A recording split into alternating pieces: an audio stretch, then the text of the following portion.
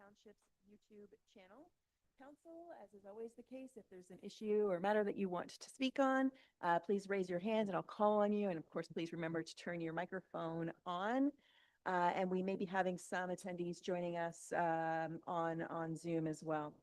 We'll begin with calling the roll. We've got Deputy Mayor Nelson, Councillor Watt, Councillor Johnston, Councillor Landsman, and of course myself, Heather Watson, and a number of staff are joining us who at the appropriate time will be introduced on the agenda. So with quorum of council in attendance, I'll call the meeting to order, beginning with the land acknowledgement. We respectfully acknowledge that we are on the lands which are part of the 1818 Treaty 20 and the traditional territory of the Anishinaabe bands of the Great Ojibwe Nation. We offer our gratitude to the Ojibwe for their care and knowledge of the lands on which we work, live, and enjoy. May we honor and respect their teaching and our treaty obligations as we grow together. And we'll just pause for a moment of silent reflection.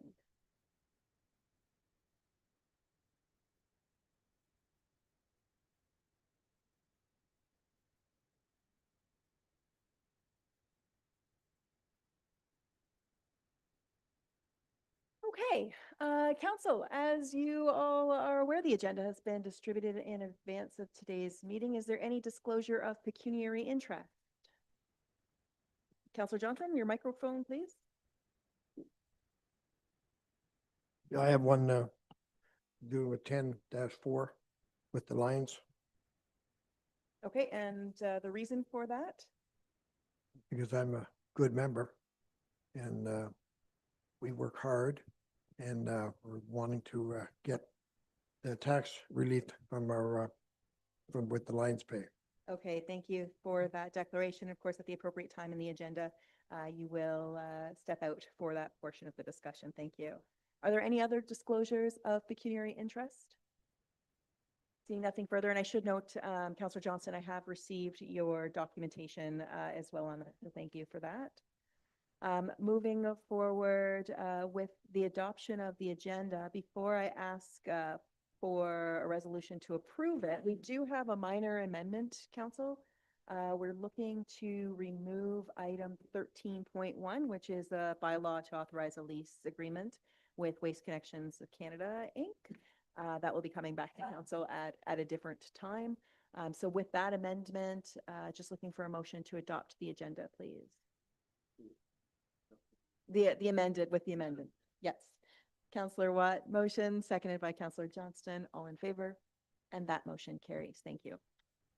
On to item number 6, the adoption of minutes and business arising from the minutes. We have 2 sets, our special council meeting from November 4th, as well as the regular council meeting from November 4th. Could I get a motion on those, please? Deputy Mayor Nelson, seconded by Councillor Landsman. Any discussion? All in favor? And that motion carries. On to our consent agenda. There are a number of items sitting on consent this evening, 8 to be exact. Is there anything that council wants to hold for discussion? So I'm not seeing anything. There is one item that we do need to hold. It's item 7.7, the Peterborough County OPP Detachment Board letter with a resolution to approve the 2026 budget.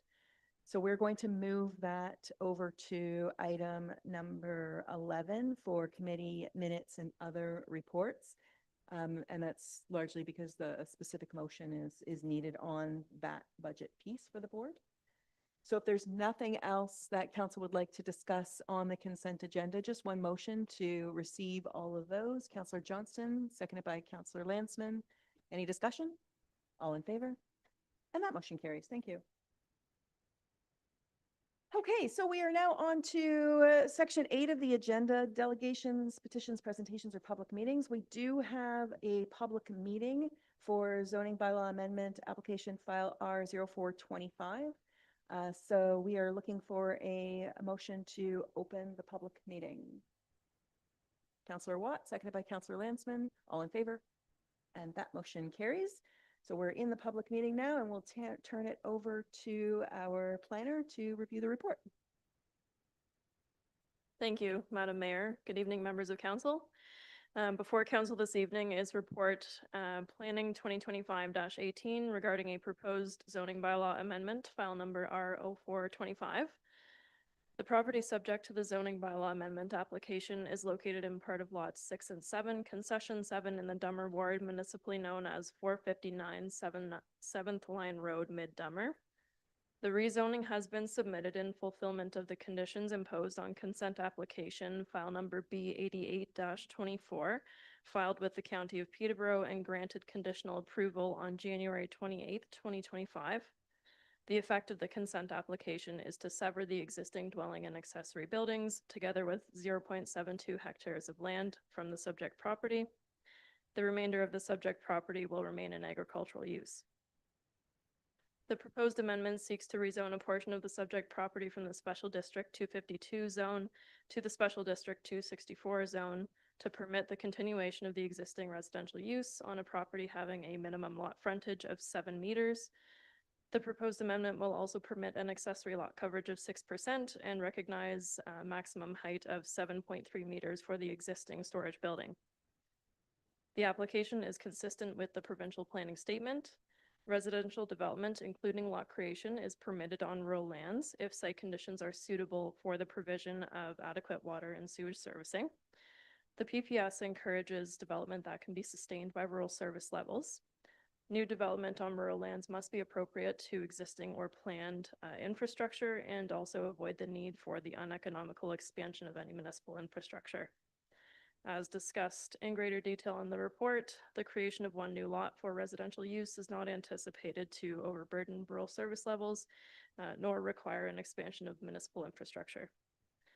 The PPS requires all new land uses, including the creation of new lots, to comply with the minimum distance separation formula.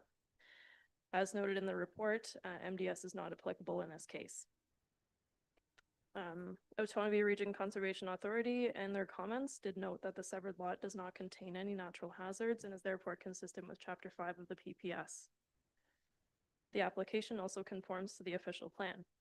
The rural designation permits low-density residential development in the form of one single detached dwelling per lot, as well as agricultural uses. The official plan reiterates the policies of the PPS regarding adherence to MDS requirements. Again, MDS is not applicable in this case.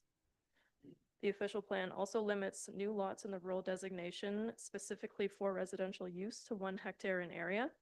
And the severed lot being 0.72 hectares in area conforms to this requirement. The application also maintains the intent of the zoning bylaw. The Special District 252 zone permits the uses of the rural zone, which include a permanent single detached dwelling. The SD 252 zone also implements the regulations of the rural zone, except that the minimum lot frontage for all permitted uses is 45 meters.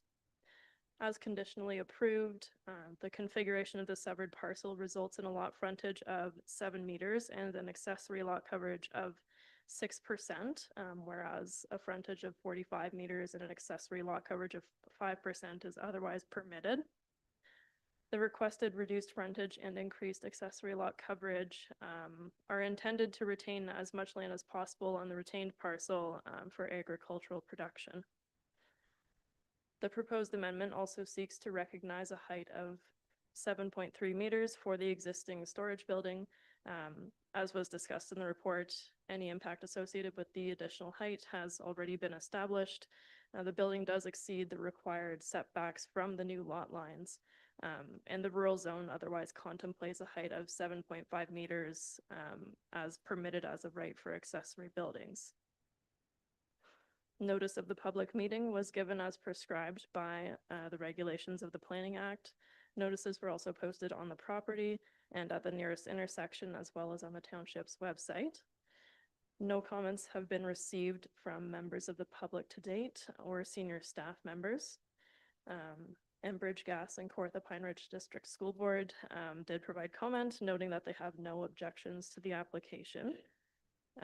Otonabee Region Conservation Authority again noted that the application is consistent with Chapter 5 of the PPS, and further that the proposed development will not create any new or exacerbate any existing hazards. Permits from ORCA are not required, nor is a restricted land use notice. The application meets the intent of applicable provincial and municipal policies. It is recommended that council receive this report together with all comments related to the application. And the bylaw to enact the proposed amendment will be brought forward to the next available regular council meeting. That's my report. I'm happy to answer questions if there are any. Thank you very much, Ms. Fitzgerald. That's a mouthful. Are there any questions from council on that report from Ms. Fitzgerald before we open it up to the floor for any comment? Okay, so seeing no questions, is there anyone who wishes to speak in support of the application that's before us? Anyone speaking in support? Madam Clerk, is there anybody on Zoom who's looking to speak? Thank you. And is there anyone who is looking to speak against the proposal? Anyone looking to speak against? Last call, Madam Clerk, nobody still on Zoom? Wonderful, thank you. Okay, council, so with that, we'll be looking to close the public meeting.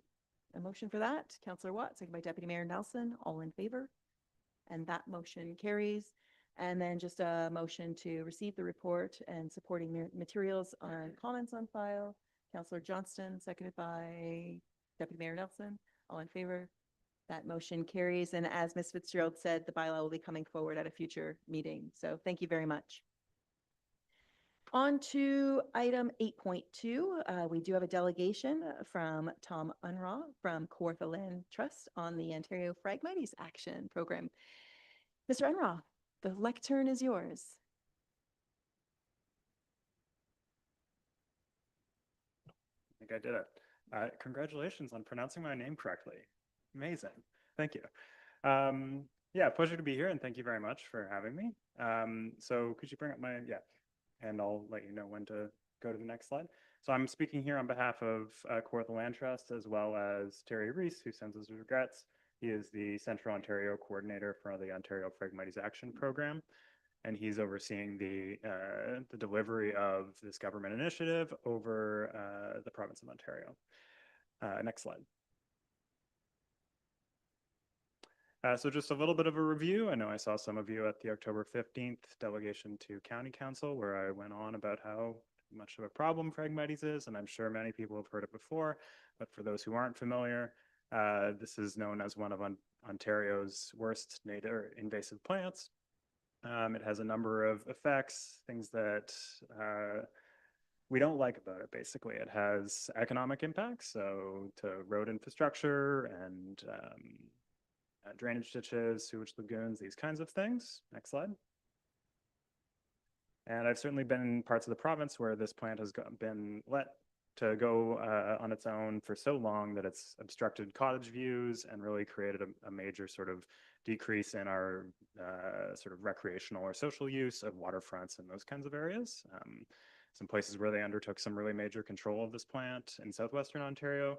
We heard some incredible sort of pronouncements from cottagers to say, it's like, I got my cottage back. There used to be this wall of this plant, and now I've got my cottage back or my view back of my waterfront. So in places where this plant is being controlled, there's some pretty positive statements.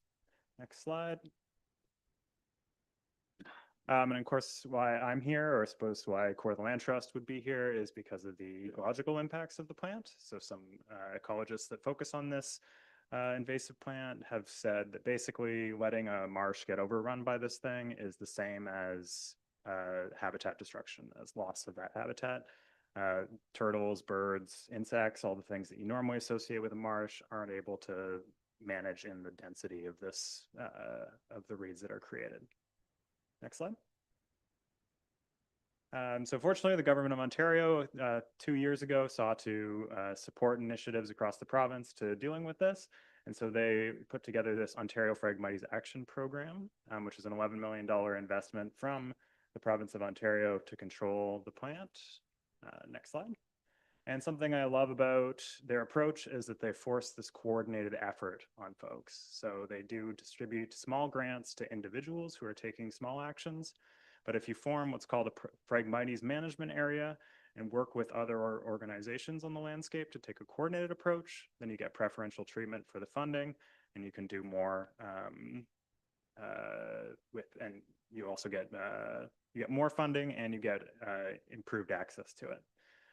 So I think this is really great and really clever. It's forcing folks on the landscape to work together rather than work randomly across the landscape. We're seeing, just from the initial efforts to work together, some avoided duplication between people who are working on this already. Next slide. So we've put together this Kawartha Phragmites Management Working Group.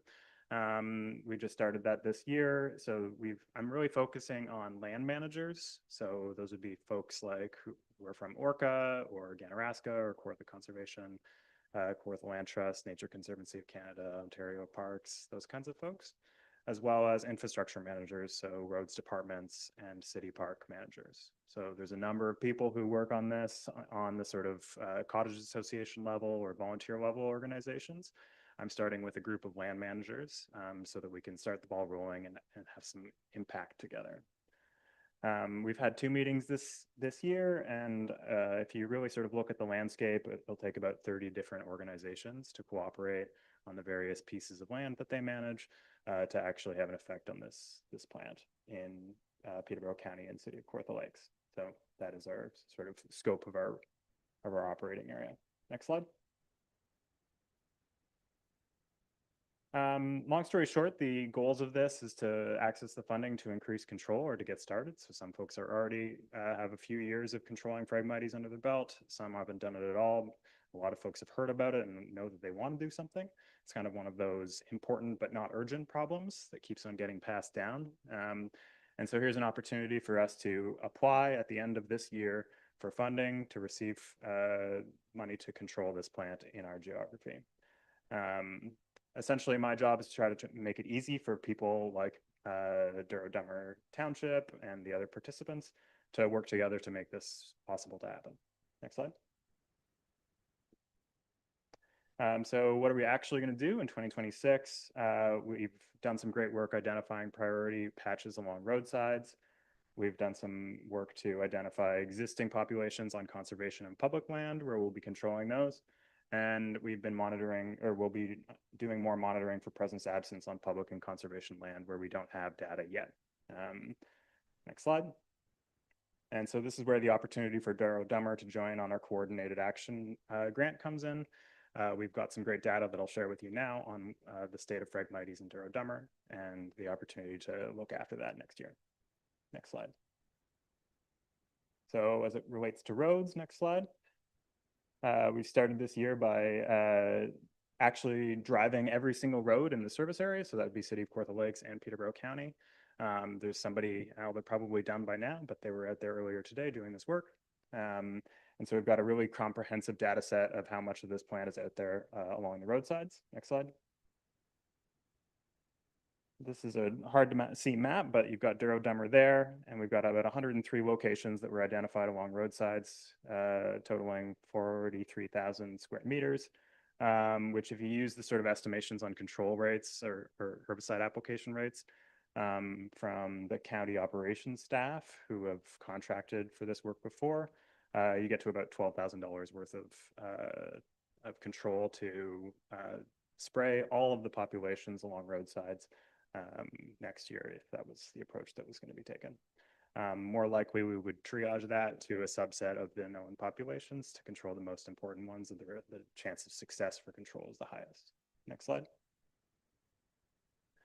So in addition to working on roadsides, we want to work on parks and public lands. So next slide. And here we've got 2 opportunities. One is that if you already have staff at Douro-Dummer who know that this plant is somewhere in a piece of park or a piece of infrastructure that you care about, and you've always sort of wanted to do something about it, then let me know and we'll put that in the grant for 2026.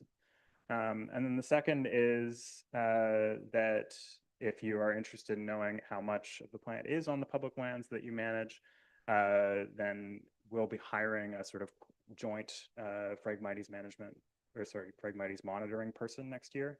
So for the 15 land managers who are involved, who all have land, rather than each of them trying to direct their staff to monitor their lands, we'll be hiring one person to centralize that and support everybody in getting a clear vision of how much Phragmites is there. Next slide, please. So at the end of the day, this is going to cost some money, but it's a good opportunity to use this Ontario Phragmites Action Program to get 50% match of the costs to doing this work. So for every $1 the Douro-Dummer contributes, we can get $1 from the Ontario Phragmites Action Program. So if you are interested in undertaking control along Douro-Dummer County or Township roads or on Douro-Dummer parkland, then I'd love to hear about it, and I'd love to get a contribution from Douro-Dummer towards that work so that we can put that effort into a grant application to undertake this work next year. So in terms of timelines, we've got an upcoming expression of interest due by the end of this month. So I want to know sort of which way the wind is blowing with these different townships. And I will say that I've been to 2 others so far, and they're both likely to make contributions to this. So I'd like to know which way the wind is blowing by November 28th. And then we need to get a final agreement for collaboration by the end of January. So during that period, they'll be reviewing our application and determining how much funding they'll be providing to the group of applicants. The numbers that are on the screen here are sort of tentative based on where we need to go to figure out the exact budget, but it gives you a decent ballpark of about $5,000 would be the contribution that Douro-Dummer could make. So next slide. So long story short, we could control some Phragmites along roadsides and public lands next year and get a good picture of how much is out there if Douro-Dummer would be interested in contributing up to $5,000 to support this work. Any questions? Thank you very much, Mr. Unruh. And frankly, saying your name wasn't as problem as saying Phragmites that I struggle with on a regular basis. Council, any questions of Mr. Unruh on his presentation? Councillor Johnston. Yes, thanks for your presentation. Now you spray the stuff. It's a spray, eh? Now, I've seen in the past some other things that they do, and all of a sudden it does it for a while, and all of a sudden it goes back worse than before. You've been doing this now, you say, for a couple of years? Or has it been going on for 10 or 20 years? Yeah, I mean, my first experience managing Phragmites was about 8 years ago. But yeah, our organization manages it on our properties over the last 3 years primarily. So I guess my question is, do you find after 3 years of the ones you do it, did you go back to them and look to see that the stuff is still dead? It depends. Do you ever use herbicide? You know that it depends on the precise timing of application, the temperature, and all those sort of things. But sometimes you can have an effect with one spray. Depends on the vigor of the plant and the timing of application. Other times you need a few, and sometimes you need lots. And 3 years doesn't do it. So sorry for the bad answer, but yeah, it depends. Thank you. Any other questions? Councillor Lansman. Thank you. Through the mayor. A number of years ago, and I would venture to say at least 10 years ago, well, at the Roma conference in Toronto, they had a big presentation to do with Phragmites. And like I say, it could have even been longer ago. And there were concerns about how they were able to control it or get rid of it. And I understand burning is not one of the options. But there was a picture in one of your slides that it showed what looked like a fire. Yeah, that was Terry included that as to remind folks that it is also sort of like a public health issue. That was like not a prescribed fire, that was an accidental fire. So it's happened in parts of the province where a big stand of this catches fire and then creates just a big grass fire essentially, which shut down some roads and things like that. So yeah, people have experimented a lot with different types of control, and burning is unfortunately not very useful. It gets some of the biomass out of the way, but it doesn't really control the plant. Spraying is unfortunately the most effective thing. Thank you. Any other questions? Deputy Mayor Nelson. Thanks for your presentation. Just a question I have is what kind of spray do you find you use, and what other issues does that cause around wetlands? Right, that's a good question. I'm not a specialist in this, but over the last 5 years or so, a lot of ironically nature conservation organizations have advocated to the federal government to use essentially a brand of glyphosate that is used for semi-aquatic application. And so it's all approved by the federal government as useful, safe. So, I mean, yeah, herbicide use, it needs to go through some pretty rigorous standards to get accepted. It's a cost-benefit analysis, essentially. Do you believe that the impacts of that are worse than the impacts of losing the wetland to the species? Thank you. Yeah. Any other questions from council? So at this point, we'd just be looking for a motion, some direction from council on the presentation. I mean, certainly a motion to receive, but then some discussion following. Councillor Johnston? Yeah, okay. I'm going to make a motion to receive the delegation with thanks, and that we would discuss it at a future meeting to see if, when we look into it a little bit more, to see if we're interested in joining. I know that he wants it done by the end of November and agreement by the end of January, but we still need time to look into this. Okay, so just to clarify then, with your motion, Councillor, are you looking for staff to report back? Like to bring a report forward at a future meeting? Yep, okay. Does anyone want to second that? Councillor Landsman, any discussion on the motion? All in favor? And that motion carries. Mr. Unruh, thank you very much. Thank you. Okay, moving down the agenda, there were no registered speakers for our public comment period. So on to staff reports, and that's item 10.1, the report and capital project status. And for that, council, just looking for any questions. If not, then a motion to receive that. Motion to receive from Councillor Johnston, Okay. seconded by Deputy Mayor Nelson. All in favor? That motion carries. On to item 10.2, the township debt and debt management, and that is from Ms. Grenier. Thank you. Through you, Madam Mayor and members of council. This evening, I am presenting a report on township debt and our approach to debt management. For our township like ours, many core assets such as roads, heavy equipment, and facilities cost more than a single year's budget can support. Debt can allow us to build or renew those assets now and pay over time, avoiding sharp tax increases. It helps match costs to the residents who will benefit over the asset's life. And it requires a clear policy that serves as our rules of the roads, ensuring that we only borrow what we can truly afford while keeping services stable. There is a safety guardrail in place called the annual repayment limit, or ARL.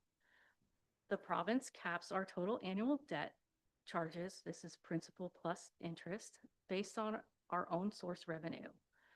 Our ARL for 2025 is calculated based on the 2023 FIR,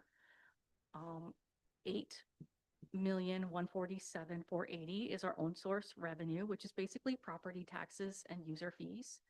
And the ARL is 25% of that number. So our ARL currently is at 2.036 million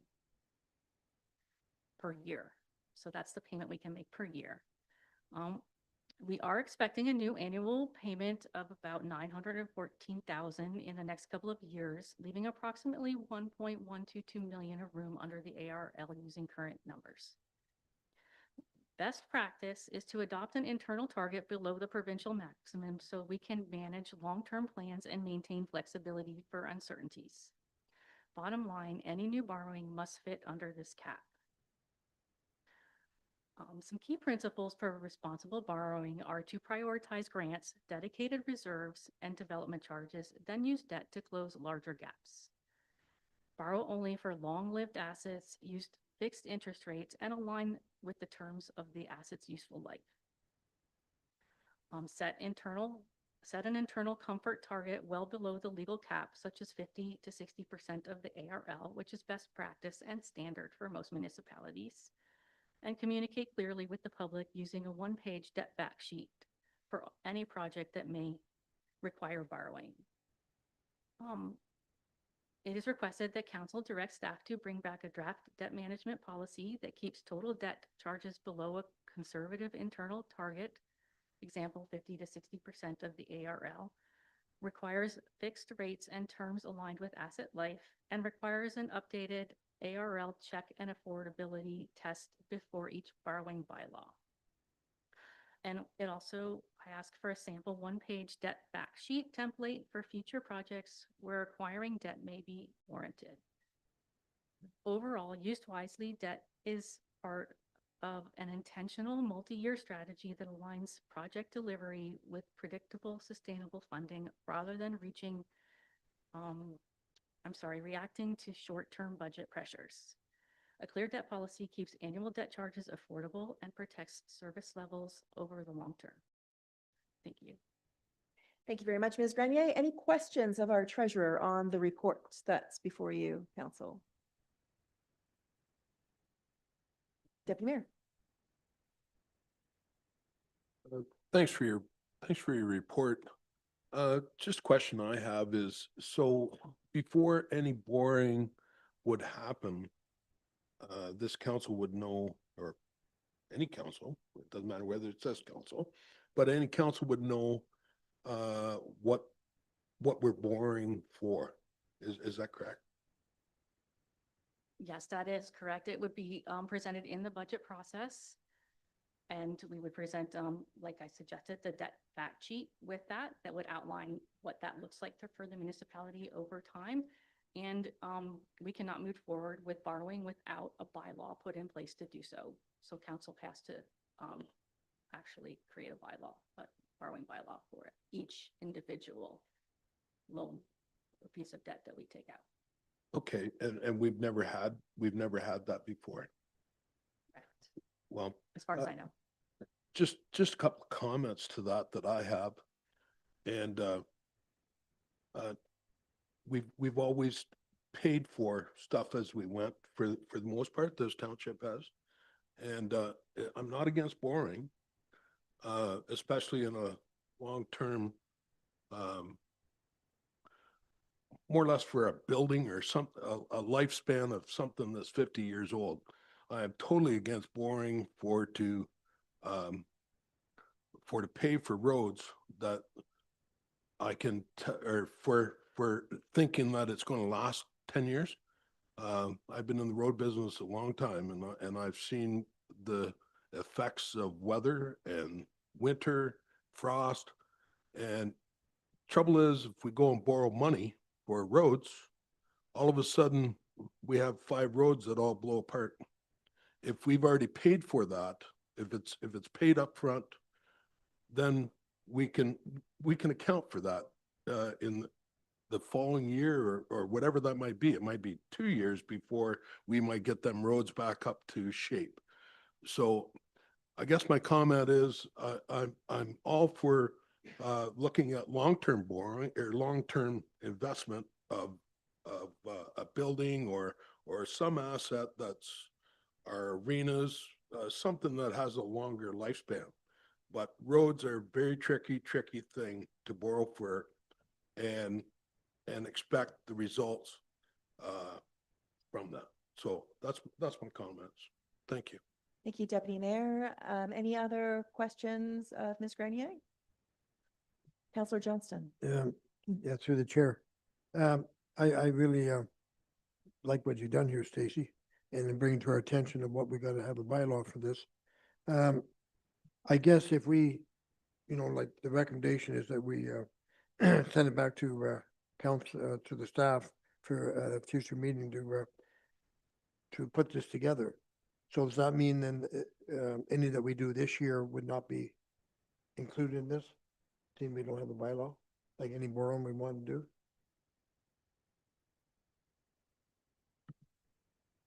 Right, through the mayor, we don't have any borrowing in the bylaw. The only borrowing that we have intention for is the building, the fire and public works building.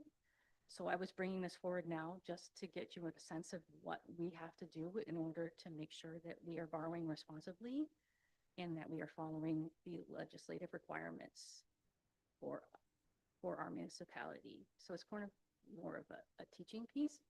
And then I wanted to develop a policy, which becomes council's policy on debt management for staff. Well, if there's nothing else coming forward, I want to make a motion that we follow the recommendation, which is prepare a debt management policy for council to be approved at a future meeting. Okay, thank you very much for that, Councillor Johnston. Anyone want to second that motion? Deputy Mayor? Just to comment on that motion, I think staff are also looking for a little bit of direction as well on some of the options that could be included in that policy. Looking down, as the recommendation says.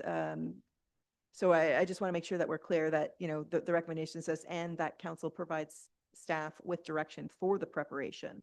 So staff, what direction specifically are you looking to hear before we ask them to go and make the policy so that they're making that in the right spirit of what council is looking for? And to the chair, further down where it says recommendations, number one would be that debt management policy. And then number two with that debt fact sheet. So basically, it would include all these recommendations to council. When we put it Okay, so together. that's your motion, Yeah. that's what you're wanting to be included. I just want to make sure that that's what you're looking for, like that's the direction. And you're comfortable with that as well, Deputy Mayor? Okay. Any discussion on the motion? Councillor Watt? Thank you, through you, Madam Mayor. Thanks, Stacy, for this. It's something new to us, but to me, it looks like it's going to give council a lot more insight into the whats and hows and whys that we may face going down the road, but it's also going to be a transparency for the public too, with the engaged public early. So I like it. I'm in favor of it. Thank you for that, Councillor Watt. Any other discussion on the motion? Seeing nothing further, all in favor? And that motion carries. Thank you. On to item 10.3, and Ms. Grenier, it's back over to you on the property taxes receivable report, please. So through the mayor, members of council, I am presenting a report which provides an update on property taxes receivable as at December 31st, 2024. At year end, the total amount outstanding on tax accounts was $1,054,312 against total taxes levied of $15,983,729. That puts taxes receivable to total taxes levied ratio at 6.6%. In Ontario, result under 10% is considered low risk for financial distress, and Douro-Dummer has remained below that threshold each year from 2020 through 2024, demonstrating steady, effective collections. Most of what is owing relates to the most recent periods. Of the total outstanding, 671,000 is from 2024, 227,000 is from 2023, and 80,000 is from 2022. And only just under 3,000 is from 2021 or before. Penalties and interest receivable total 72,000. This pattern, arrears concentrated in the most recent tax cycle, suggests normal timing and reinforces that very little is persisting long term. As a reminder, the township bills and collects on behalf of ourselves, Peterborough County, and the local school boards. We must remit their shares of the pot, whether or not individual taxpayers have paid us. So to protect cash flow and encourage timely payment, we apply the late payment charge of 1.25% per month on accounts in arrears, which is the best practice as established under the Municipal Act. Looking ahead, staff will continue regular reminders and arrears follow-up, and we will report the township's year-end position through the provincial financial information return as usual. Maintaining a low receivables ratio helps keep operation stable and supports long-term financial planning without undue pressure on the levy. Thank you. Thank you very much. Any questions of staff on this report? Counselor Landsman? Through you, Madam Mayor, no questions, but those were two great reports that you Yeah. presented. Thank you very much. Thank you for that, Counselor Landsman. Any questions or comments on the report? Counselor Johnston? No question through the chair, no questions regarding, I want to thank you for it too. But I do really, it really hits home when you see the penalties and interest. I mean, it's really hits home to people that can't afford and have to let it go to 1 year, 2 years, 3 years, and then possibly down the road losing. So I mean, when I look at that, as I say, that really hits home that we we spend that money, no problem there, but it's unfortunate that we have to charge people that kind of money, and that's the way it is for late payments. Just a comment. Thank you for that comment. Counselor Watt? Thank you, through you, Madam Mayor. Stacy, so we charge 1.25%. What? So we have to pay up, you said, no matter what, like even if we don't receive that money, we still have to pay the schools, we still have to pay the county. What kind of cost is that to us? Do you have any idea ballpark compared to the 1.25?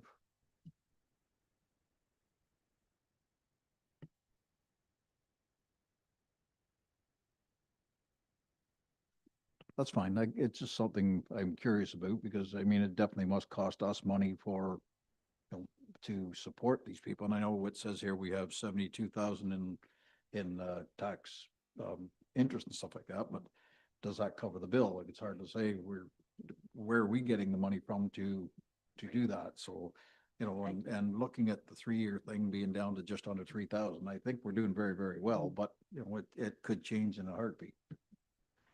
So every year through the mayor, every year, the township will pass a borrowing bylaw.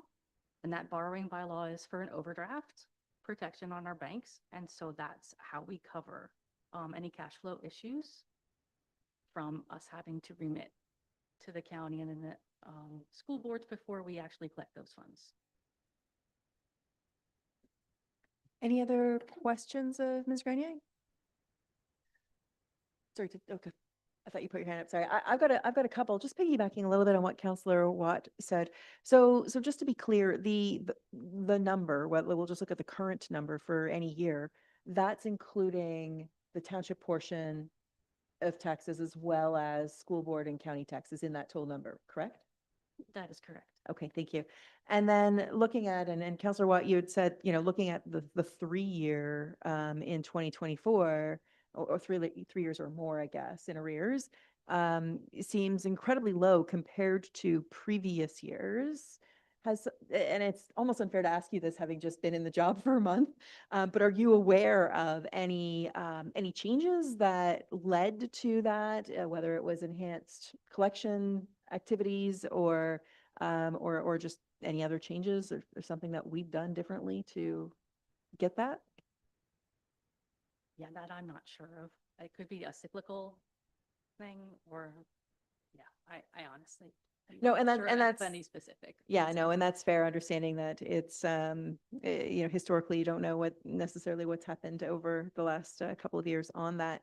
If I can offer any feedback on the report, as Councilor Landsman said, this and the other report are great, incredible detail. I think it would be helpful for this particular table in your report in the future, when, I'm assuming you're planning on bringing these forward on an annual basis for council, that it includes a percentage. So for example, in 2020, if the current is this amount, you know, year 1 is a percentage of this and year 2 is a percent of that, so that we can kind of go through, because looking at the numbers on a linear basis, because the amount current in those years obviously is going to change year over year, but understanding it on a percentage basis might be helpful to get better insight from that. Thank you. So Deputy Mayor. Thank you. Through the mayor. Stacy, is there any comparators, or did you look at any comparators of other municipalities and where they kind of sit within the county on this, on their percentages or not? Just curious. Through the mayor, I did do some research and I read some other municipal reports and, within the region, and our performance seemed a little bit better. They seem to be in that mid-range for that percentage. Whereas we're we're at the 6.6 range, they seem to be between the 10 and 15% area. So I felt our collections efforts were really strong, or they look really strong. Thanks for that, Stacy. You're welcome. And Deputy Mayor, since you had your mic on last, care to make a motion on this one?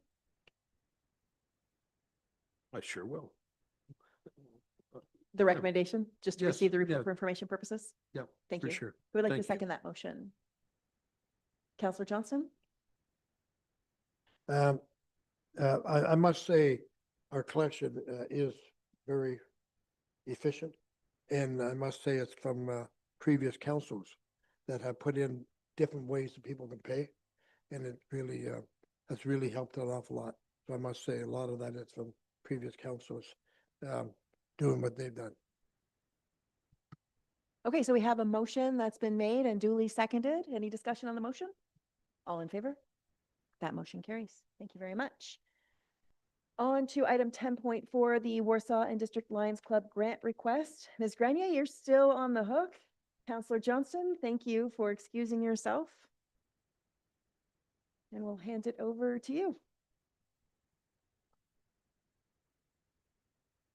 Okay, through the mayor, members of council, this report is presented as a follow-up from the report on the Warsaw and District Lions Club grant request from last meeting. Staff recommendation is to approve the grant requested of $1,378.89 for the Warsaw and District Lions Club. We want to approve usage of the $828.89 from council promotional and advertising expenses budget to cover the community grant overage. And there is no impact on overall 2025 actuals and the budget, and staff will continue to monitor council expenses. Thank you. Thank you very much. Council, any questions or what would you like to do with this one? Councilor Watt? Thank you, Madam Mayor. As I said last meeting, our Lions Club, all of our service clubs are very, very important in this township, and they do a lot of great for us. So I have no problem with this. I like the allocation. It's not putting a burden on taxpayers and like that. So I am going to make a motion that we follow the recommendation, take the money from where it says, and help the Lions Club out. Thank you for that. Councilor Landsman will second that. Any discussion on the motion? All in favor? That motion carries. Thank you. Bring back the counselor. Thank you. Okay, so we are now going to be moving on to item 10.5, assuming we can get council back. And that's a request to remove agreement on title, and that's coming out of the clerk's office. Madam Clerk, over to you. Thank you, Madam Mayor. The report that's before you is regarding a request we received from local lawyer Brendan Moher. He was requesting that the township consent to an agreement being removed from the title of a property located at 2125 McCracken's Landing Road. The agreement was registered in 1990 as a condition of consent for file 788-89. This file allowed the creation of the property which is subject to the agreement. The agreement set out requirements to place a specific amount of fill on the site as directed by the Peterborough County and City Health Unit prior to the building permit being issued. In June 2006, a septic permit application was submitted to the health unit, which was the approval authority at the time. In reviewing the property file, we've been able to find a permit, which was number DUM-06-12 for a new septic system, which was granted on June 12, 2006. This permit was marked as closed on April 1st, 2007 after a final inspection. Further to that, a building permit for the dwelling on the site was granted by the township in July of 2006. As the septic permit has been granted by the health unit prior to the township granting the building permit, the agreement has served its purpose and is no longer required. The agreement does provide a remedy for release once it has served its purpose, and the agreement also states that the cost of preparation, review, and registration and release from title will be borne by the property owner. Mr. Moher has prepared the necessary documents on the township's behalf, and those are attached to this report for your review. Staff are recommending that the report be received and that council consent to the removal of the agreement for this property. Thank you very much, Madam Clerk. Council, what would you like to do with this one? Councillor Johnson. I got a question now. Could have this been resolved in 2007? Through you, Madam Mayor, to Councillor Johnson, yes, if the property owner had come to the township in 2007 when the permits were granted and closed, this could have been removed at that time. Any other questions or comments? Councillor Landsman? No, I would just make a motion to follow the recommendation. Okay, so we have a motion on the floor. Does anyone want to second that? Deputy Mayor Nelson, any discussion on the motion? All in favor? That motion carries. Thank you. Okay, we are now moving on to item 10.6, future solar project opportunities on township lands, and that's going over to CAO Davis. Over to you, Todd. Good evening to the mayor, to members of council. This report is related to the opportunity for future solar development. At a recent meeting of council, we received a delegation and supported a project proposed by Ontario Green Peaker, if you'll all remember. That is not a power generation or was not a power generation application, but more a power capacity application. But at the time, I think we talked about a number of different matters related to the IESO. And it was also noted at that time that not only is IESO procuring for capacity projects, but also procuring for generation projects. And that currently is open. That procurement process through the province is currently ongoing and open. As I noted in my report, there are 4 periods of procurement. The first period is for large industrial sites. Certainly, there were no opportunities in Douro-Dummer. We don't have property of the right size or in the right location that would support something along those lines. However, as we went through there and recognizing how sensitive we are to need for revenue, I thought it was prudent to bring forward this report at this time. There are a number of private companies that have been in the area, as we're all aware, looking for appropriate land for their projects. New green projects, I should note, under the IESO have a number of restrictions that are related to proximity, and some of those things are relation to transmission lines, as we heard at through the Green Peaker application. But also for generation projects, there are a series of other regulations have been put into place in terms of their diverting away from agricultural and prime agricultural lands. They are stating some preferences around brownfield and or aggregate properties as more ideal locations for this type of development. And as we look through the municipal inventory, which is not robust by any stretch of the imagination, we do have some land that may be appropriate for this development, and I wanted to bring it forward to council for consideration.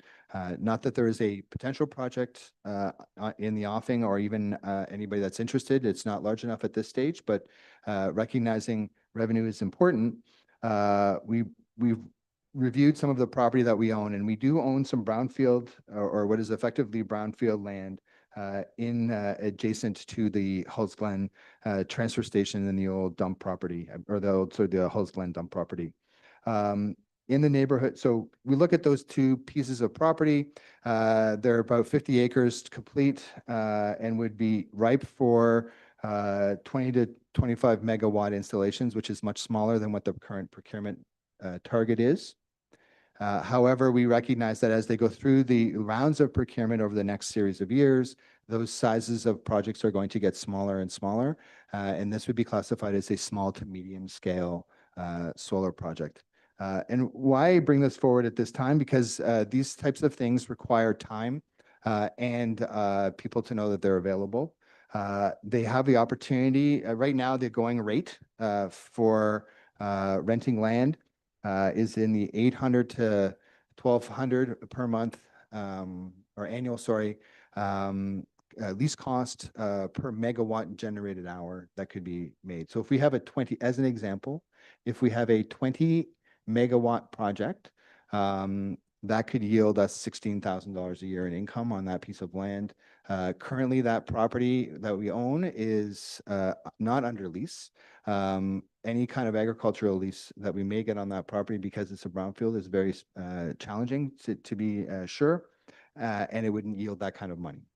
So we're asking council tonight to take a consideration and give us some direction as to if you want us to engage in this type of opportunity, if it comes down or it comes forward in the future, or if we are to tell any developer in the area that we are not interested. What I would also like to touch on is a third element related to renewable energy development, and it was brought up when we supported the capacity project that was on a private piece of land. Regardless of whether one of these programs or one of these projects is sited on either public or private lands, one of the requirements is a community benefit agreement. What a community benefit agreement is there's a cost bore by the green energy developer to contribute during the life of the project to the community, regardless of whether they're on public piece of land or private piece of property. So the project that was proposed to us for capacity was on a private piece of land, if you'll recall, in the Douro-Dummer Township side, I believe. And while we do not have a community benefit agreement structured yet, and that is not we're not entitled to have that conversation until that project is accepted or not accepted. If it's not accepted, it goes away. If it's accepted, then we enter those types of things. That's a reminder that if there are other future projects, especially on public lands, we would get lease costs as well as a community benefit agreement. Regardless. So that sort of summarizes my report. I think my report's a little more comprehensive than that. I try to keep it relatively short. Happy to take any questions you may have. Thank you. Council, any questions of our CIO on the report that's before you? Councillor Johnston. Just a question, just a comment first. We ran through this before, and at the time it didn't work out. But I must say that I want to receive this for information, but I do think we should always, well, personally, I feel that we should be ready to move forward if the opportunity comes along in those spots that you showed.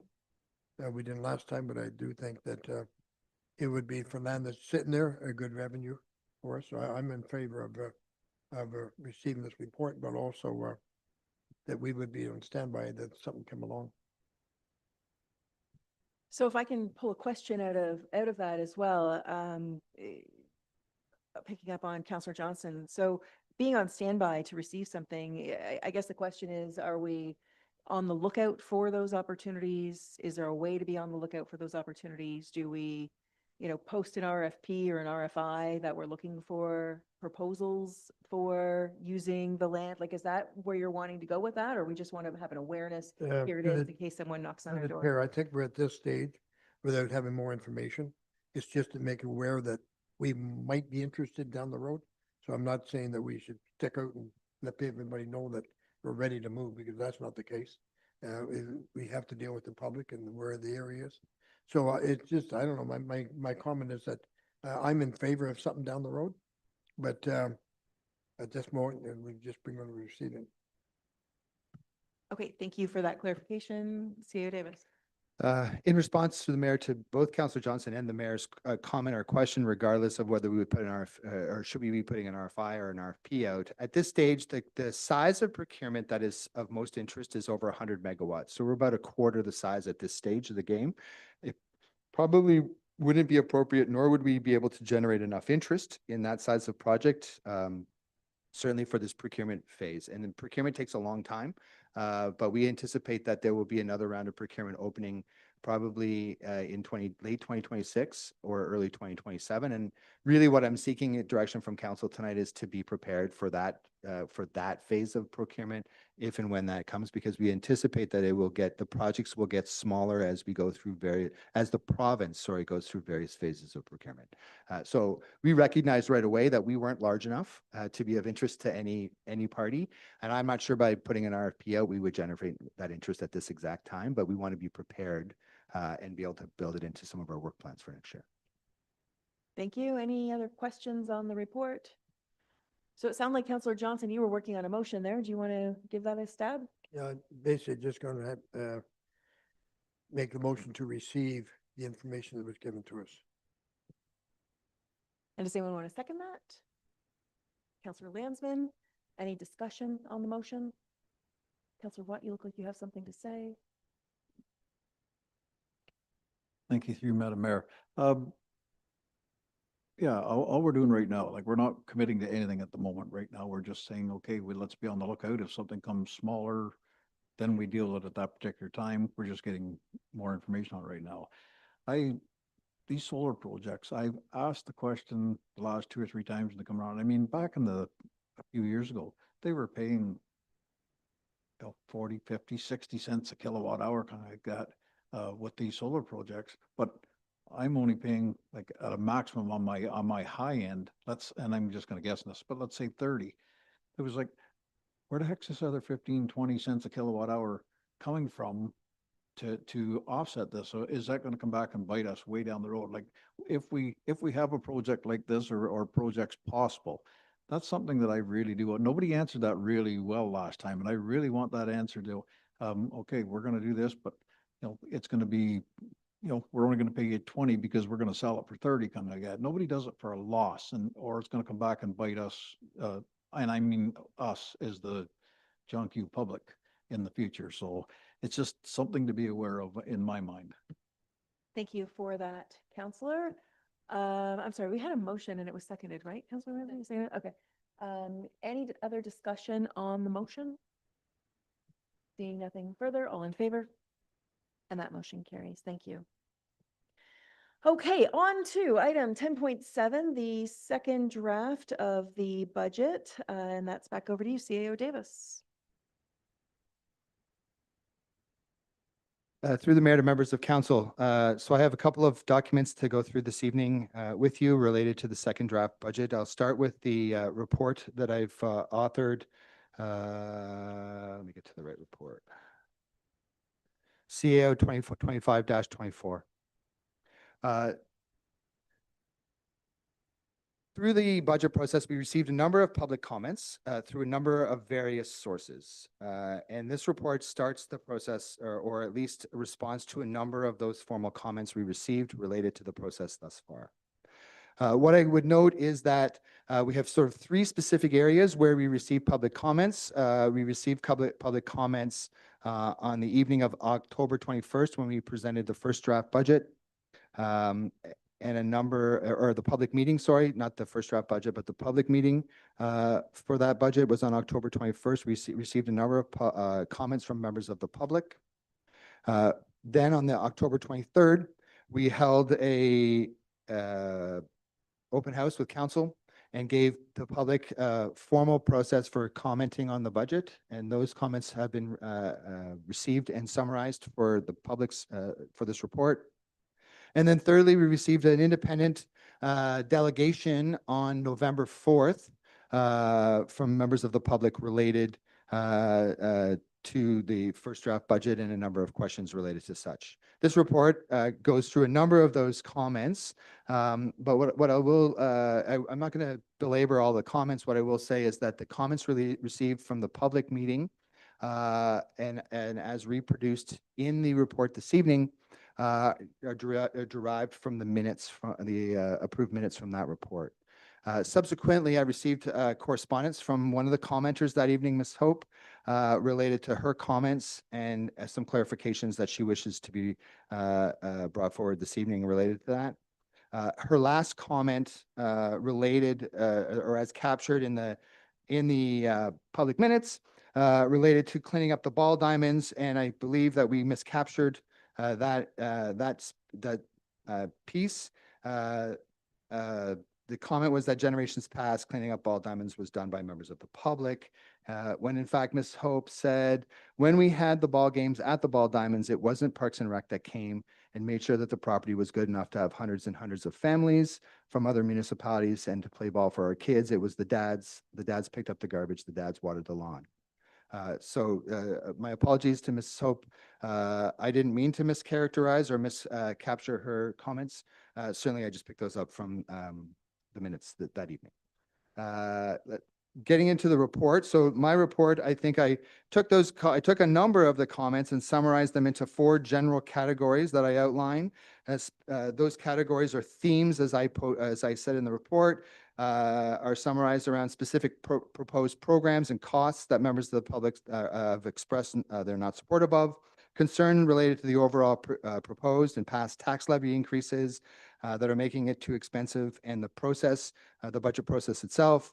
Issues with the quality of service delivery, both in individual departments and across the corporation, and requests for more information or suggestions to provide more background information and education to the citizens on how municipal finances work. What I will say is I'll start with the programs and costs of those programs that are not supported by members of the public. And that breaks down into 2 particular areas. One is related to the shade structure that was proposed at the South Douro Park, I believe. I would note that structure by motion of council has been removed from the second draft budget, and it has been moved to the portion of the presentation that showcases projects that are not supported or not included in this budget. And then secondly, is related to the tree program. And I would know that at the note at the November 4th meeting, we brought forward a report from staff related to the outcome of this year's tree project and program. And I would note that the motion by council maintains the program, but it no longer funds it at $10,000. What I will note is that there is a cost to deliver that project that isn't specific to the levy. Well, it's specific to the levy, but not included in a $10,000 in the $10,000 is for the staff required to do that project. So just wanted to make council aware that while that project will be offered this year through a wholesale program, there's no $10,000 dedicated to it, but there will be staff resourcing that is required to deliver that program. And just bringing that to your attention. We talk about the levy increase in the budget process, and really what I want to get to related to that is when we began the budgeting program this year, we were grounded in as if you look at the budget presentation, some of the first things that we deal with in the budget presentation is the state of our strategic plan and our core values. And in our core values, we outline fiscal responsibility, and I lifted this specifically from our strategic plan, where we suggest for fiscal responsibility, our goal is to ensure we meet our financial obligations and long-term viability of our aging facilities, new capital assets with a focus on affordable housing, opportunities for youth, accommodating aging populations, and supporting small businesses and providing reliable internet, which is a bit strange. However, still part of, so certainly fiscal responsibility played a role. I would also note that on June 17th, we brought forward, the budget is also to support the pillars of the strategic plan, which are service modernization, business attraction, expansion and retention, and infrastructure renewal. The 2026, and I would, when I provided the first draft presentation, I highlighted those strategic pillars and our strategic plan, and I said that I was proud of the budget that we brought forward, and I remain so. I believe that the budget is grounded in the strategic plan, which is important as we move forward. Secondarily, what I would say is the budget process was established as we do most years. Our treasurer at the time came forward with the report on June 17th to council, where we proposed a schedule for budget deliberations and budget delivery of this year, and we sought council direction and to establish a baseline target for this year's budget. At that meeting, both the budget schedule that has been proposed and we are working our way through right now, We are currently at the second draft budget phase, was approved by council that day. But secondarily, we established a baseline target for departmental budgets. And at that time, that target was established using CPI. And when we drafted phase one, as noted in the first draft, that CPI at the time, or CPI when we did that work, was 1.9%. And the draft budget that we delivered for departments that were under our control was at a 1.9% tax increase. I will note that subsequently, in my report, I note that CPI has risen to 2.4%. We got, if you saw the news today, CPI is actually now settled at 2.2%. So it's not to 2.4. That was at the time when I was writing this report, even just a week ago. It has now settled back to 2.2%.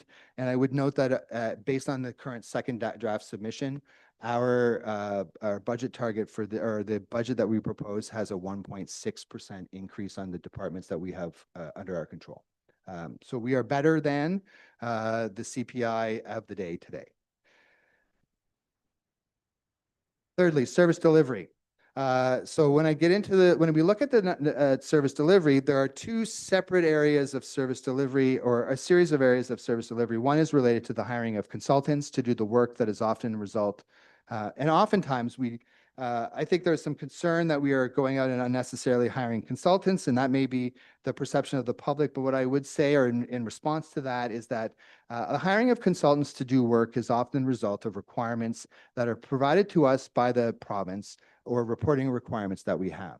The consultants, for instance, that we hired in 2025, or for 2025, one was a roads needs study that was commissioned by this council and staff, and second was a building maintenance plan and a look at the building maintenance. Both of those two reports, while they help to inform the work of township staff, what they also do in effect is they help to inform our requirements under asset management planning. That is a requirement of the province of Ontario.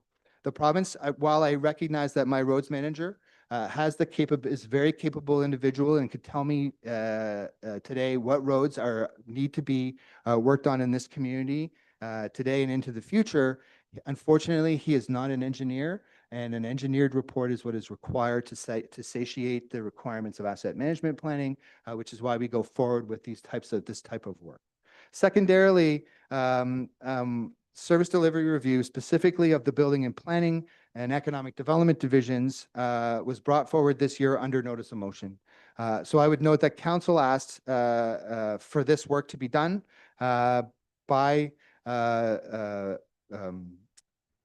done in the near future. And so notice of motion passed in August 5th of 2025. And in that notice of motion, it referenced the third-party consultants to do the work. I brought forward a subsequent report on that matter on September 15th. And I projected an estimated cost for the procurement of those resources at $40,000 and asked for pre-budgetary approval. We had a very public conversation on that day about that, about how we would go forward, or how that project was to go forward, and council approved that work. Currently, I will note that this project is out to market under RFP on the township's procurement website, and that we have a substantial amount of interest in that work. And what I can say is that while we have an estimated cost, we anticipate that project would close before the third round or the third draft or the final draft comes forward to council, and we will have a more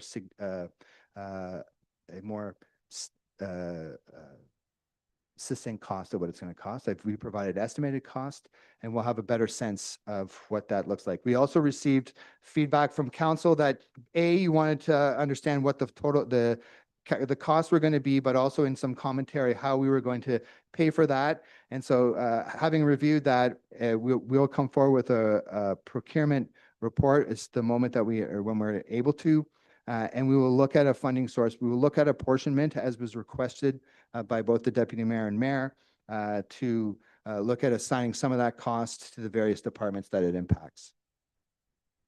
Finally, the final section is related to requests for more information on a number of different levels.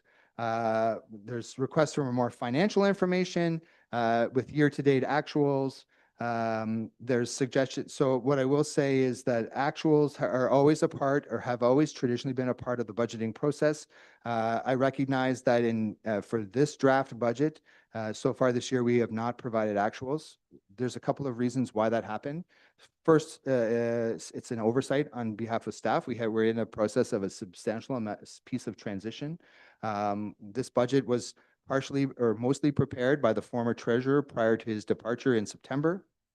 When you develop budgets at that time of year, your actuals are not representative or don't tend to be representative of where you are in your financial year because you're very early on, or not early on, but we're halfway through the process.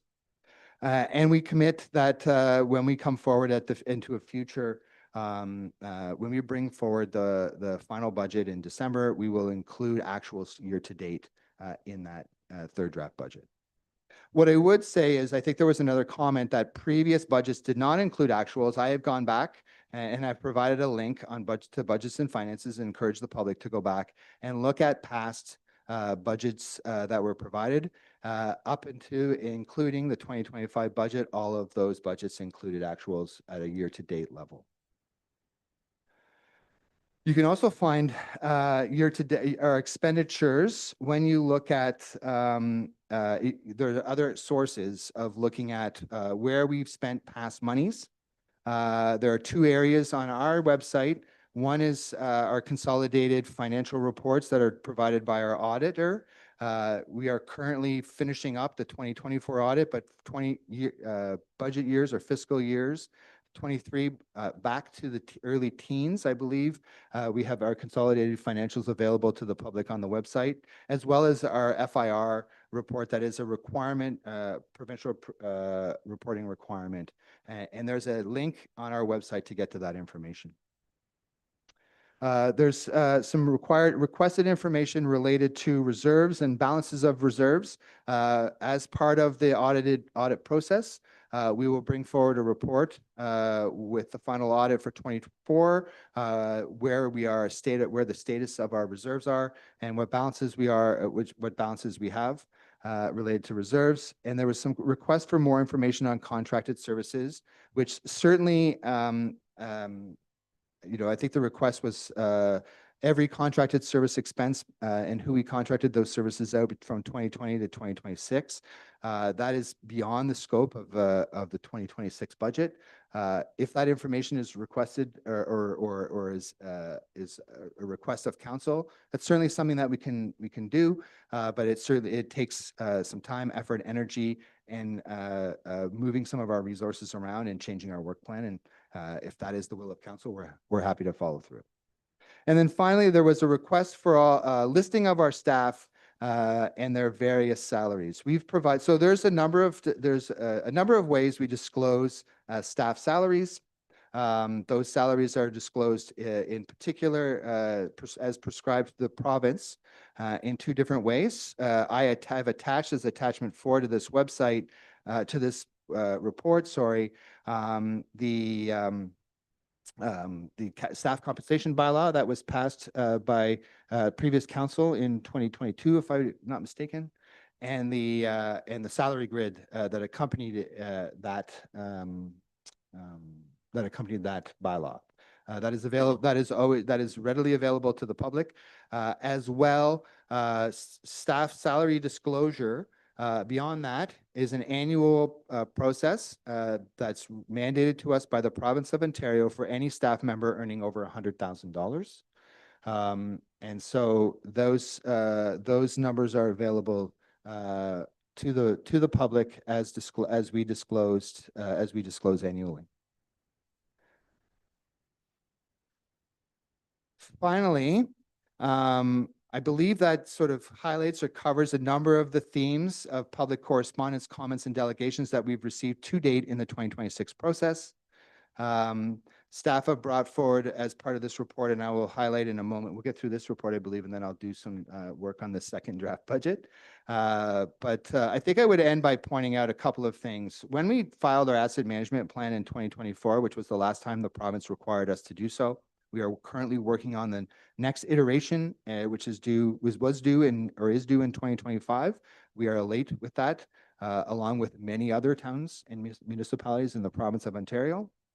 But what I will say specifically to the 2024 asset management plan, if and when you dig into that plan, the suggestion is that we are not contributing enough for our infrastructure renewal requirements. In fact, having looked at that plan, we should be contributing approximately 2.3% annually to a special levy dedicated to infrastructure renewal.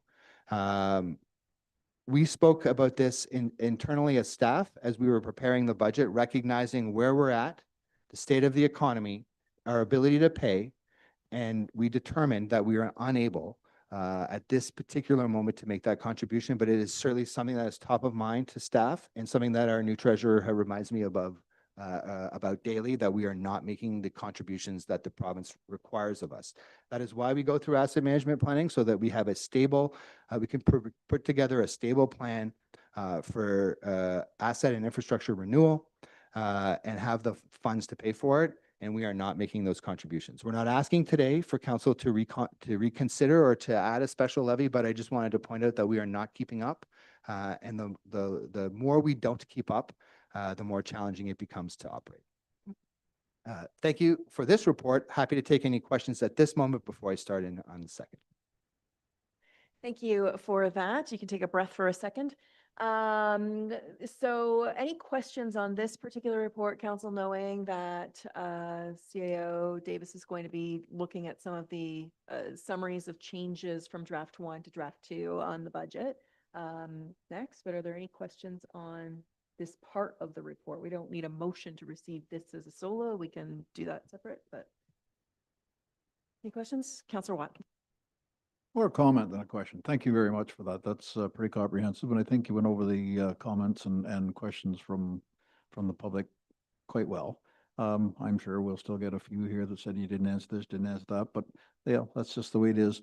I wanted to speak to your last part there, the going ahead. We're falling behind, and that's the sign of the times. It really is, and we're not going to fix it in the next 6 months or next year, whatever, but we do have to be very, very aware of where we're going in the future and where we're going to come up with funds to do what we need to do.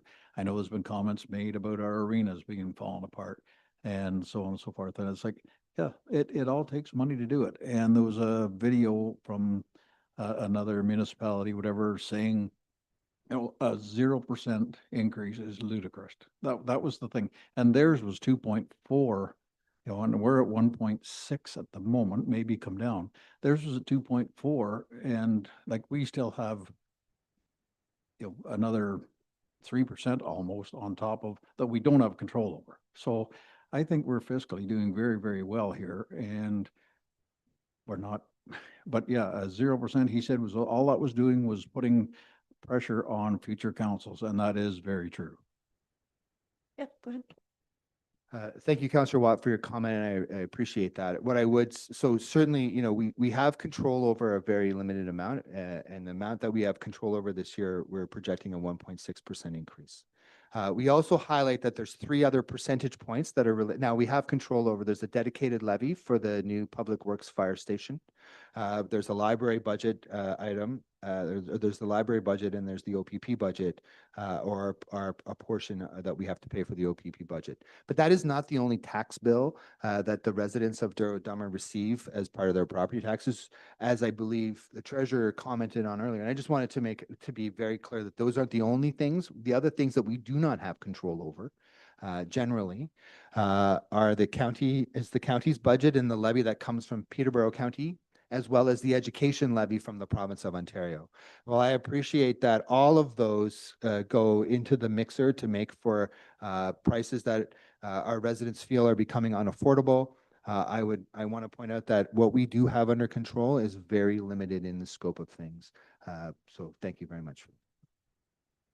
Any other questions or comments about Councillor Johnston, then Deputy Mayor I just Nelson? want to make one comment, is through the chair, is that I can see the government, provincial government passing that we all put away, I think in 2.3% or whatever it be, for infrastructure down the road. That's a very smart move for the government, because what it really is saying, that get your order and get your place in order, because we're not going to give you money. So that all they're saying is that get your pots there, because you won't be getting grants down the road. So I guess that's a very smart move for the government on their behalf. It's a burden for all the townships. But anyways, that's making that comment, that the more we try to put away and show them that we got it, then the less they'll be giving us. Thank you, Councillor Johnston. Deputy Mayor Nelson, over to you. Thank you. Through the mayor. Thanks, Todd, for this report. I think it really highlights, as my colleagues have said, it really highlights exactly what we're faced with. And but looking at that, thanks for including the chart. If we look at what our tax rate is, our tax rate, one of the lowest within the county. I've said that before. And the only one that's ahead of us in this tax rate is Selwyn. And Selwyn has a lot more people to actually pay the bill. But if I look at and compare us to the other townships, it's all there. It's in black and white. And we are one of the lowest townships besides Selwyn within the county. And I think that's something to be proud of.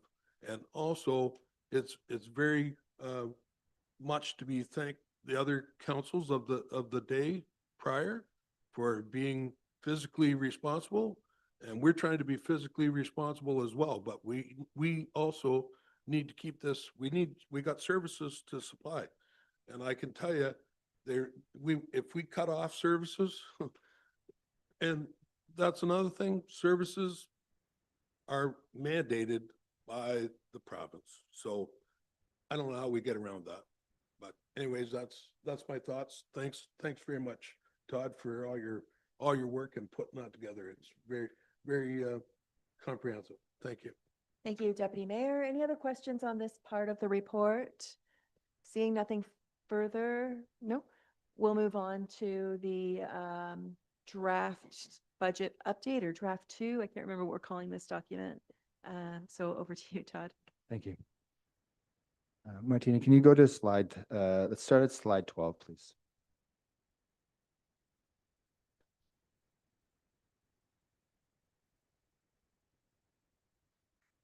I don't mean to skip over the first 12 slides. However, I've presented those twice already to the public. I'm happy to present them a third time. I'm not sure that they would be welcome at this point.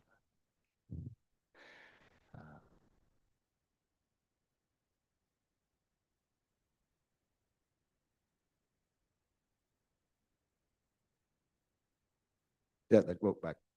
Sorry. Up. One more, please. Perfect. So I'm going to start the budget process. And I just want to point out that this is where we are in the process. The first draft budget presentation was October 16th in a long all-day meeting. Then we had a public meeting on October 21st where we received comments. We also had, which is not noted in this budget process, but we had a public open house on the 23rd where council and staff were available for both formal comments and informal conversation. And then finally, the second, where we are today is second draft budget and some deliberation with a proposal to bring the final draft and budget passage to the December 16th meeting. I would also highlight, as information changes, certainly budgets tend to be a snapshot in time. And so what you'll notice when we go to the next slide and we talk about some updates, there's some of the cost differential comes because more new information has been made available to us and or things have changed. Next slide, please. So the operating budget as proposed in the first draft was 4 million, the levy impact anyway, was $4,441,694. The second draft operating budget has been brought down to $442,575 dollars in budget and levy impact. And that comes from three different areas. So we have some increases and some decreases, and I'd like to highlight those for you. We're proposing to add $1,000 to the community grants program.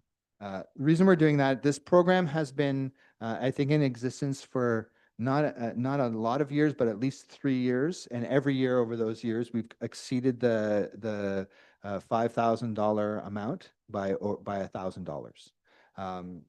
This year, we're also exceeding that amount by we proposed to exceed that amount by $1,000, and council just accepted that today. So if we've given $6,000 out for the last 3 years, we think it's prudent that we plan for that. So that's what we're proposing this year, is to increase the community grants. We're showing $1,000 increase. I want to be very clear. That's $6,000 over $5,000 from last year. We're showing an increase in salary and wages only because when we first prepared the budget based on CPI, it was 1.9%. When we prepared this work early last week, the number was 2.4% for September. The October figure has come in at 2.2%. And so highlighting the fact that it's a snapshot in time, we expect that figure to probably retract again as we get closer to the end of the year. And certainly cost increases are tied as part of our compensation agreement to the OMER's version of CPI. We also have included an additional $20,000 for asset management planning. We have a budget, in the past, but in the 2025 budget, we had put aside $20,000 for that work to be done. When we went out to market, what we come to recognize is that the cost of doing that work by professionals is going to cost us more than $20,000. And so we've included this in the budget to reflect the additional costs that are required. There will be a report coming forward probably on December 2nd for procurement that talks to asset management planning and the increased costs related to that. But I just noted that it's in the budget now. Counterintuitively, what we're seeing also, and what I mean by counterintuitively, is you see both the OPP Detachment Board and OMPF, which are normally the OPP Detachment Board is the cost to provide that service. We projected a $15,000 cost for this year. We've actually received the bill for 2026, or at least I believe the budget for 2026, which is the item that was lifted from the consent agenda. And what we recognize is the cost, our contribution for not the OPP policing cost, but just the detachment board have been retracted by about $9,134. So while that presents as a negative number on my slide, really what it is it represents a savings in actual costs that we're going to have to make this year. And as we get the appropriate bills, for instance, we've projected. Well, I'll get to the OPP in a moment.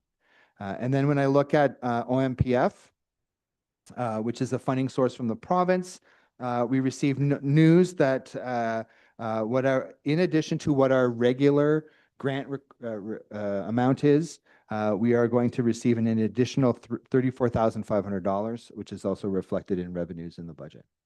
And that's what got us to a 20,000 decrease in operations. Capital budget first draft, we included the shade structure, which we canceled, and the tree program, which was canceled. And so the capital budget first draft was $1,319,973 in levy requirement, and that number is down to $1,301,473. Next slide, please. Impact to the levy. So if we look at what the impact to the levy is, the operating and capital budgets. So if we look at the operating budget, it projects a 2.5% increase. Capital budget is a negative 0.1% decrease, and we get some assessment growth at 0.8%. When you factor those figures together, we're showing a tax impact of a 1.6% increase on the departments we have under our control. I would remind you that we have further increases related to the police budget. So the police budget is projected at, in 2026, 1,091,802, which is a 1%, 1.5% tax impact or increase to the taxes. The library budget is proposed at $190,334, which is a 0.3% increase to the levy. Autonomy Conservation Authority, their projection or their cost for this year, which was presented in day one budget presentations, is $123,982, which is a 0.1% increase to the levy. And then we have our ongoing program of contribution to reserves, to the reserve capital for the levy for the joint building. That is 1% of the annual piece. That percentage with the second draft brings us to a 4.5% budget increase for this year as part of the second draft. We certainly are willing to listen to further requests from council for amendments and changes before we bring the final draft to the December 16th meeting of council. That concludes my budget presentation at this stage. Happy to take any questions from council. Thank you very much, Todd. So just council, I think the next step from here is this is our opportunity. If there's any changes or requests that council would like to make to the proposed second draft, of course, allowing time for questions if there's anything specific on the updates that Todd has presented. But this would be the time where individual members of council could bring forward their deletions, additions, requests to make changes to this draft based on all the feedback that we've received. So leaving it at that, Councillor Johnston? Yeah, no, I'll put this in a motion, but I'm going to speak on it first. The one on the roads, the surface treatment for the Douro fourth line from County Road 4 to County Road 8, it's $199,000. I'm going to propose that we pull that out. I know it's rolled up and it's a grant, but I was talking to Mr. Road Super, Mr. Condon, and he said, no problem. We'll have talked to our treasurer here, but he said that could come out. And the word where it's got a grant, he can put other ones in there to that capacity to fill the grant. So he said, and the road, I drive it every day. In fact, I'll go there in a few minutes. And there's a few spots on the road that are need a little bit of attention, yes, which all the roads do. But I don't see the need, and he, listened to me and agreed with me that he didn't see the need that it would have to be done this year. So to me, we can pull that 200,000 out. That's and if you want me, I can make a motion right now to see if I can get the rest of the council to support me. Yeah, if you'd like. So I'm going to make that a motion that on the surface treatment, Douro fourth line, between County Road 4 and County Road 8, be taken out of this year's budget. Pardon me? And well, then they'll fill in the rest of for the grant money for the grant amount of money, other roads will be filling in to replace that. So just to be clear, so spending the same amount of money, so making no changes to the levy or what's proposed. Oh, no, we're Oh, taking I'm that sorry. out, Got it. taking that out. Right. And the ones that are on the other side will be brought over to fulfill Oh, our grant. redistribute. Our grant. I understand. I'm sorry. Thank you for that clarification. Okay, so we've got a motion on the floor to do just that. Does anyone want to second that motion? Councillor Landsman. Any discussions on the motion? Deputy Mayor Nelson. Thank you, Madam Mayor. I personally cannot support that, Ray. We have, many, many years, we've kicked the can down the road. And when the roads suffer, guess what? People aren't happy. I've taken a look at that road, and I can tell you it's not going to get any cheaper. It's never going to get any cheaper than what it is right now, than what it is right this year. And we got it in the budget. It's there to be done. And a 1.6 increase, I'm sorry, but I can't see us taking roads out of the budget, especially when we've been so long at trying to get that money for the roads. And so I just can't support that motion. And I think all we're doing is just, we're robbing Peter to pay Paul down the road. And so that's my comments. Thank you. Any other discussion on the motion? No further discussion? We'll just call for the vote. All in favor? And that motion carries. Okay, moving on. Are there other items that council wants to address in the budget? Councilor Watt? Thank you, through you, Madam Mayor. And I think our CAO alluded to it earlier, but with the proposal to do the building department, the bylaw, the whole process of doing things, is there going to be a report, or is there something coming back that say it's going to split it up, say the building part's going to be like 40% of the thing, so we could use 40% of the money from the building department rather than on the levy? Is that kind of where that was going? I just want to be clear on that. Through the mayor to Councillor Watt. So I'll clarify two things for you. The service delivery review that we've presented to council, or was presented through the notice of motion, does not include the bylaw portion of the division. That's how we enforce our laws effectively. It's more related to the elements of the development process. So it includes economic development. It includes, which we do not provide services for. I'm not suggesting that we're going to in the future, but it's certainly, I think the motion was clear why we were looking at that. The planning services that we deliver and the building services that we deliver. So I just want to be clear that it doesn't include bylaw. I don't want you to be disappointed when we start that process. I wanted to be clear for everybody. Secondarily, we will come forward once we have closed the procurement. On that, we will bring a report forward. It may be for information purposes, depending upon how close to the amount that we've been, if it doesn't go over. It doesn't require a vote from council, but in that report, we will talk about how we pay for it. And I have alluded to, as was requested by the mayor and deputy mayor, that, and we will have a firmer figure for December 16th, because the procurement should be closed. We hopefully will have somebody has responded and we'll have a good figure. And B, how we're going to pay for it across the corporation. The mayor and deputy mayor have asked for apportionment, meaning that what I mean by apportionment is that each individual department pays for their portion of the review, meaning that the work that needs to be done around planning and economic development is paid for out of the general levy, because that's who supports, that's where we get the money to support those departments, and the building portion is paid for by the building division. Go ahead, Councilor Watt.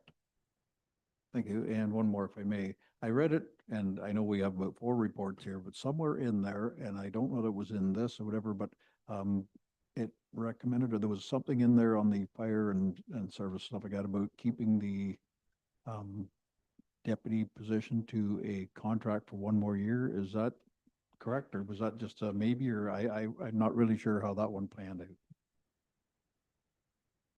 Through the mayor to deputy, to Councillor Watt. So we haven't received formal direction. That would be if we hadn't got to that, if nobody had brought that up, I would have brought it up before the end. So I think we were proposing to convert the deputy chief's position, which is currently a 1-year contract, to a full-time position. The differential to do that was about $8,000 in costs associated. If council's wish is to continue, we can go either way. So if council's wish is to continue with that role as a contract position, we're happy to do so. We just need direction. We would propose that it would be continued for another year.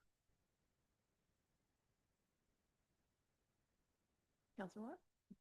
Okay, in that case, I've just got some qualms about it. I'm not dead set against it, but I'm not 100% for it yet either. So, I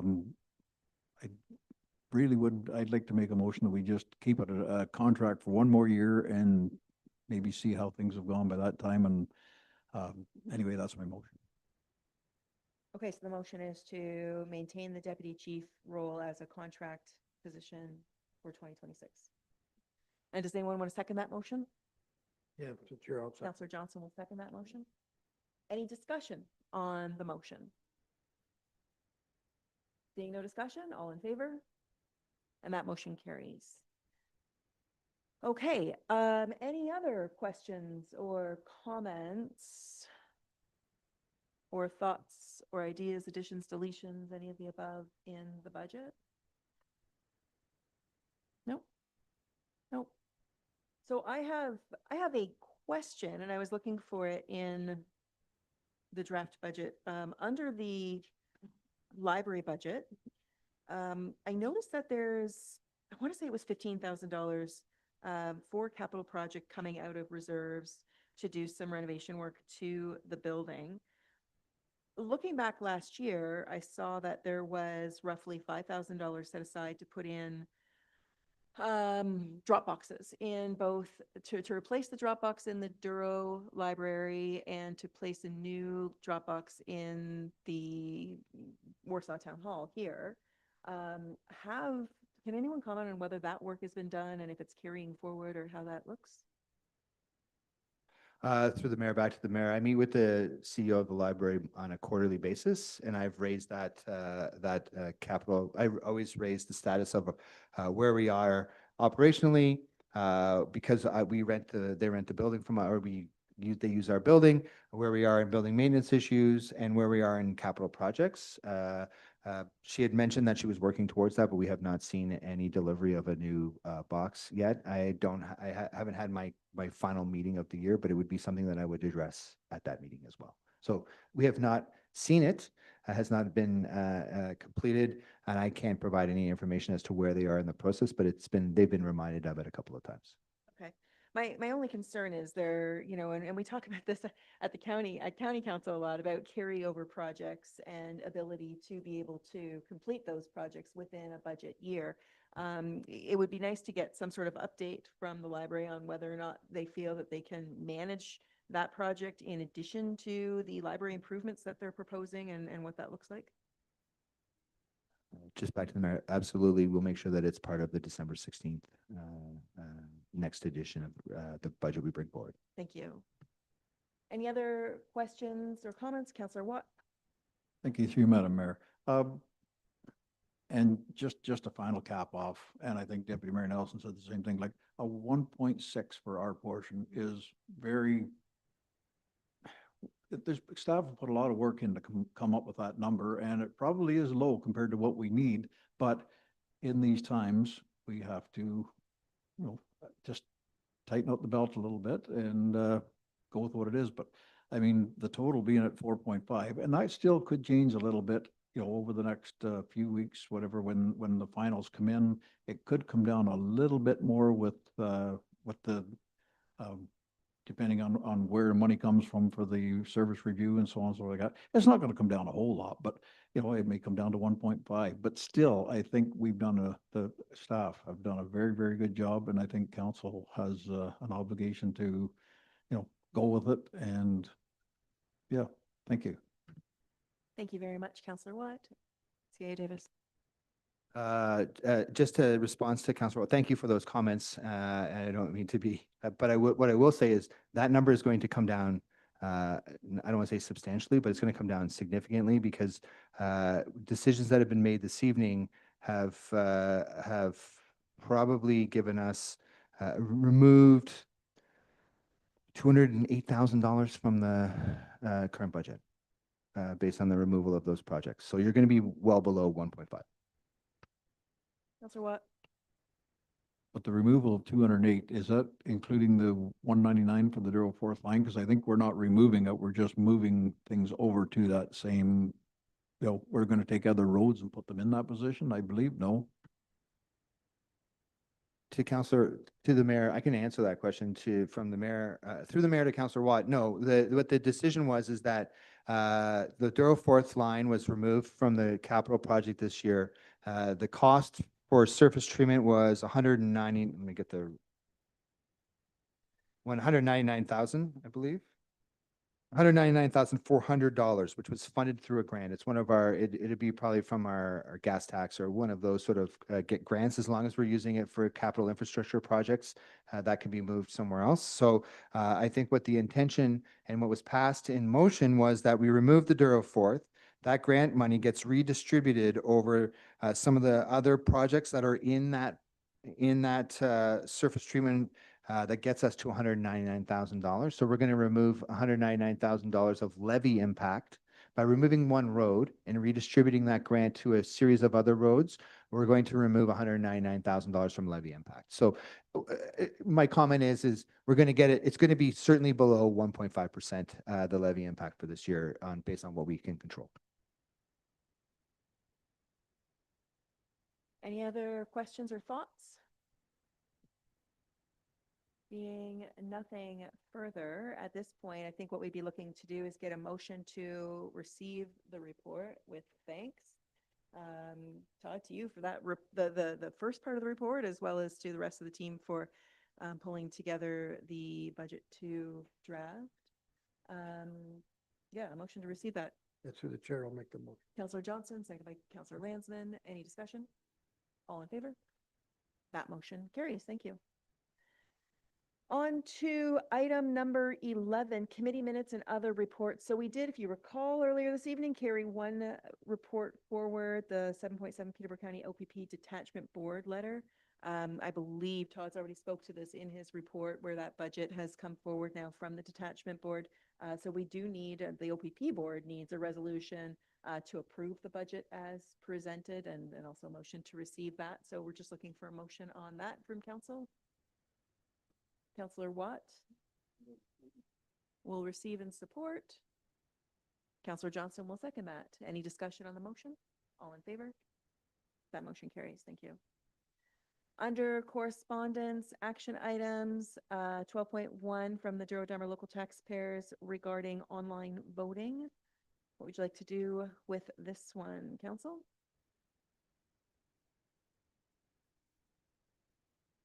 Nope. A motion to receive from Deputy Mayor. Does anyone want to second that motion? Councillor Landsman, any discussion? All in favor? That carries. We have no bylaws, no reports derived from notices of motion. Are there any notices of motion?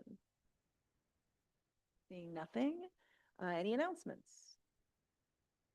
Councillor Johnston. Well, I just want to once again let everybody know, remind everybody that Santa Claus Parade on the 29th of November, 5 o'clock out here.